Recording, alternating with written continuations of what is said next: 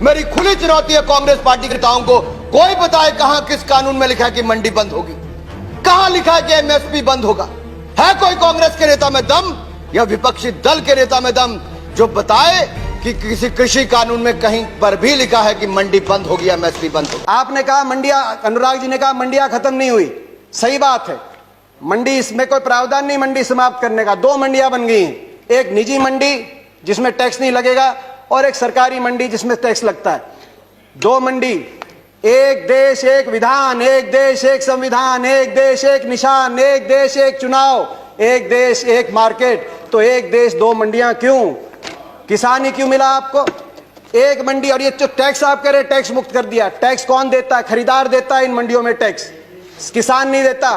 पंजाब में 6.5%, हरियाणा में 4% और सरकार को देता है। और हरियाणा पंजाब का ग्रामीण इंफ्रास्ट्रक्चर अच्छा क्यों है? हर गांव में अच्छी सड़कें क्यों हैं?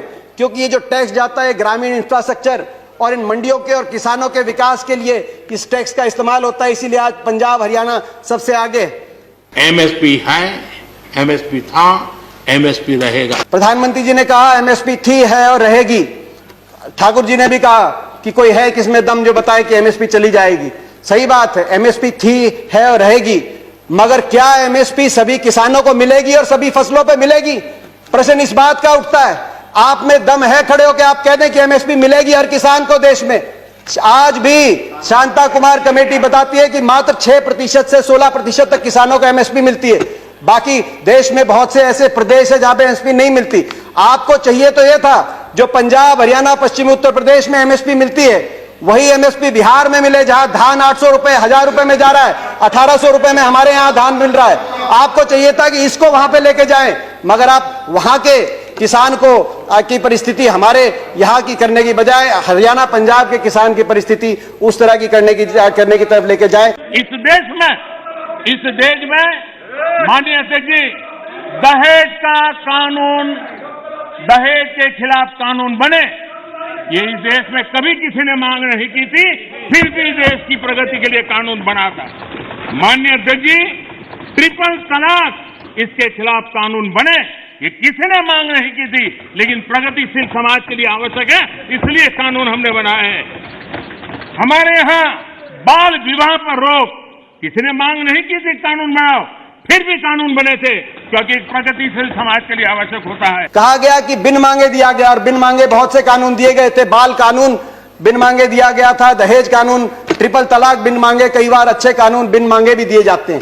फर्क है उनमें और इसमें फर्क है। उनमें जिस वर्ग के लिए दिया गया वो वर्ग संघर्ष और आंदोलन के रास्ते पे नहीं आया। बाल कानून लागू हुआ तो दिल्ली को बच्चों ने नहीं घेरा बाल कानून वापस लिया जाए। दहेज का कानून आया तो महिलाएं धरने पे नहीं बैठी कि हमें दहेज देना है, मगर यहां जिस वर्ग के लिए आपने दिया वो वर्ग आज आपके दरवाजे पे आया, दिल्ली के आसपास लाखों की तादाद में बैठा है। हरियाणा सरकार का कॉन्ट्रैक्ट फार्मिंग एक्ट उठाइए, और वो तो हुड्डा जी के समय पारित हुआ था।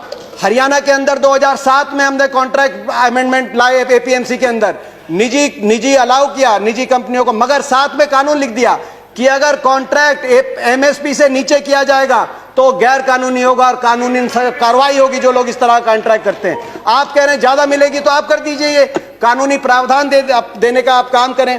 प्राइवेट की बात करें कि आप प्राइवेट का खिलाफत कर रहे हैं, प्राइवेट की खिलाफत नहीं कर रहे। प्राइवेट आए, मगर मंडी के अंदर आने से किसने रोका प्राइवेट को? प्राइवेट मंडी के अंदर आए और एमएसपी से ज्यादा में खरीदे। कह रहे हैं बाहर भाव ज्यादा मिलेगा, विकल्प होगा, बाहर ज्यादा मिलेगा, बाहर ज्यादा भाव मिलेगा प्राइवेट में। तो आपको यह कानून बनाने में क्यों आपत्ति है कि अगर एमएसपी से कम का कोई कॉन्ट्रैक्ट होगा तो वो कानूनी बाध्य, उस पर बाध्य होगा। कान खोलकर सुन लो, ये हुड्डा कमेटी की रिपोर्ट के कारण आए। आपने कहा कि एक शरद पवार जी ने चिट्ठी लिखी थी, आपने कहा कि मुख्यमंत्रियों का समय हुड्डा कमेटी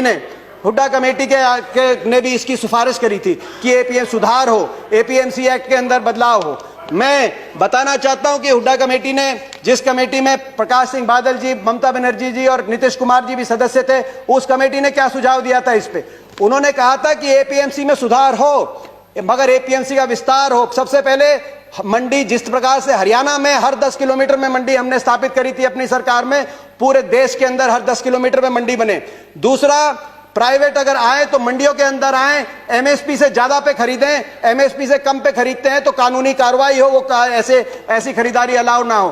तीसरा, एमएसपी की कैलकुलेशन C2 के आधार पे हो, A2 कॉस्ट नहीं, C2 खर्चे के आधार पे एमएसपी कास्ट हो, जो आज किसानों की सबसे बड़ी मांग है।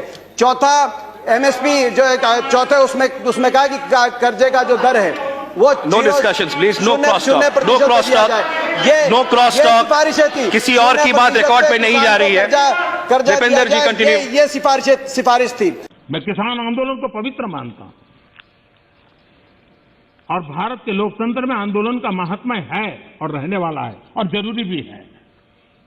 लेकिन जब आंदोलनजीवी पवित्र आंदोलन को अपने लाभ के लिए बर्बाद करने के लिए निकलते हैं तब क्या होता है?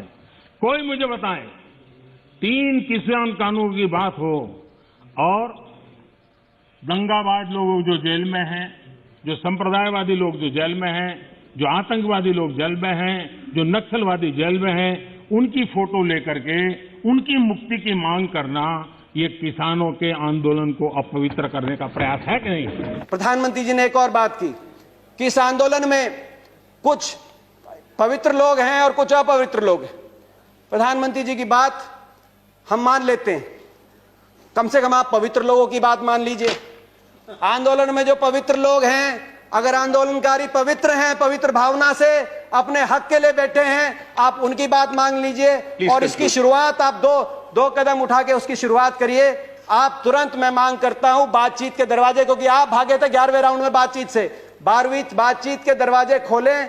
आपकी प्रजा है, अपनी प्रजा की बात मानने से आप छोटे नहीं होंगे, अपनी प्रजा की बात मानने से आपकी हार नहीं होगी। बातचीत के दरवाजे खोलते हुए। और दूसरा, जो 200 लोगों ने, 200 से ज्यादा किसानों ने अपनी जान कुर्बान करी है, उनके परिवारों के लिए आपके लिए सहानुभूति का एक शब्द नहीं निकला, कम से कम उनके परिवारों की मदद के लिए एक पैकेज की घोषणा करके विश्वास बनेगा। हम विश्वास बनाने वाले लोग हैं, विश्वास बनेगा। मैं हाथ जोड़ के आपसे प्रार्थना करता हूं, आपकी प्रजा, आपके लोग हैं, इनकी बात मानिए। आपका बहुत बहुत धन्यवाद। जय हिंद, जय जवान, जय किसान।